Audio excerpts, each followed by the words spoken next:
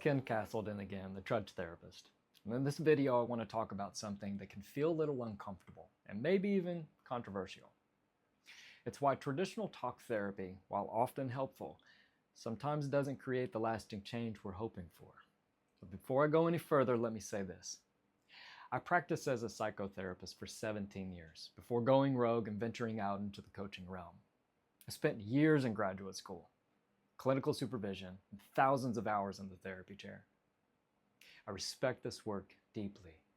I consider it the most privileged job in the world because people have let me into their world where they don't let anyone in. Not their parents, not their spouses, not their sponsors, not their pastors. And I also know, sometimes, it just isn't enough. Maybe you've tried therapy. Maybe you've sat across from someone week after week explaining the same patterns, the same heartbreaks, the same stuck places over and over. And maybe you've wondered, why do I still feel this way? It's not because you're unfixable or even broken to begin with. It's not because you're doing it wrong.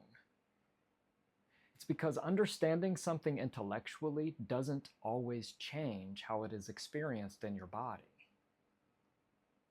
Talking can bring insight, but insight alone rarely creates integration.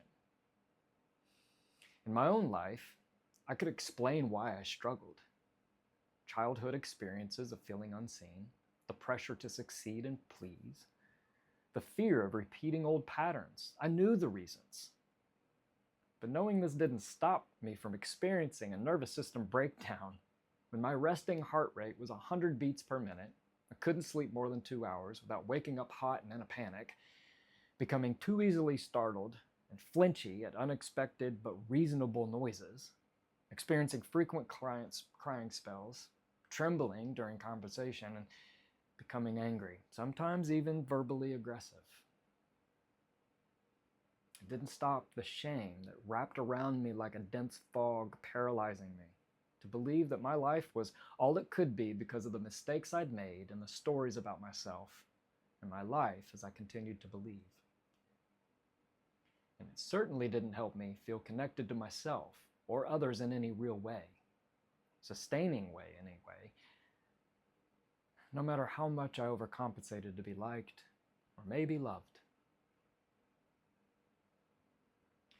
What I eventually learned, and what I now teach, is that transformation happens when we invite and welcome the body, the breath, and the nervous system into the experience, into the process.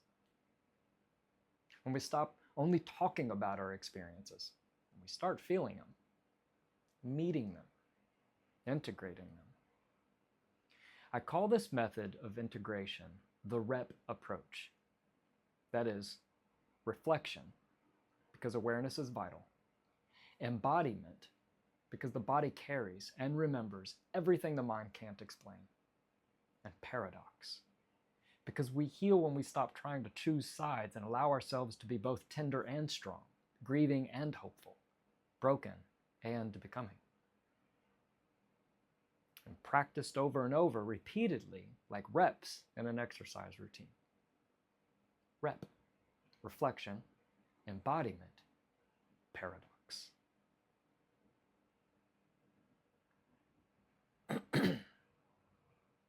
This approach isn't about fixing you. It's about guiding you back to yourself so you can begin to trust your own wisdom, your own pace, your own inner knowing.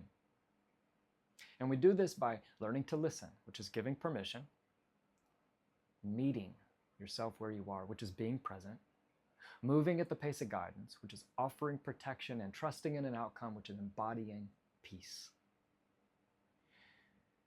If you felt frustrated with therapy and self-help, or if you've given up on the idea that healing is even possible, I want you to know this.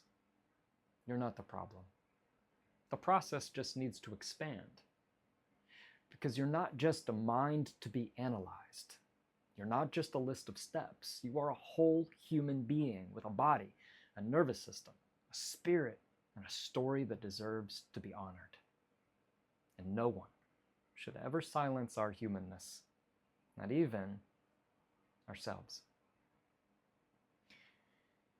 In the next video, I'm going to introduce you to the 4 affirmations, practices that have helped me and so many others rebuild a self-reliant, resilient life. Affirmations that aren't about wishful thinking or forcing positivity, but about reclaiming what's always been yours to begin with. Until then, I hope you'll be gentle with yourself. Trudge on. Be the paradox.